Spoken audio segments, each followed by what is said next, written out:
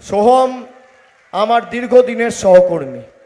2014 সালে আমি যখন তৃণমূল যুব কংগ্রেসের সভাপতি হই, ও আমার রাজ্য কমিটির ভাইস প্রেসিডেন্ট ছিল। ও ছিল, হিরণ ছিল। হিরণ এখন বিয়ে করেছে, বাড়িতে দুটো বউ, সোহমের একটাই বউ। তাই যাদের আদর্শ আছে তারা তৃণমূল করে, যাদের আদর্শ নেই তারা বিজেপি করে। আমি অনুরোধ করব, আপনি দেখবেন আপনার বাড়িতে গিয়ে, পাড়ায় গিয়ে কোনো ভদ্রলোক বিজেপি করে না। যত চোর, ছ্যাঁচোর, চিটিংবাজ, 2 নম্বরি, ভুইপোড়, মাতাল, মদ্যপ, পাতাখোর, বেঈমান সব বিজেপিতে। ভদ্রলোক বিজেপি করতে পারবে না।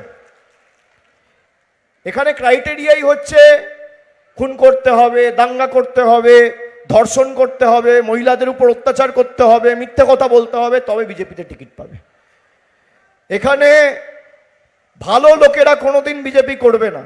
যার এতটুকু আত্মসম্মান বোধ আছে, গত 5 বছর বাঙালিদের উপর বিজেপি যে অত্যাচার করেছে, আর যাই হোক সে পদ্মফুলের বোতাম টিপতে পারবে না। এটা আমার দৃঢ় বিশ্বাস।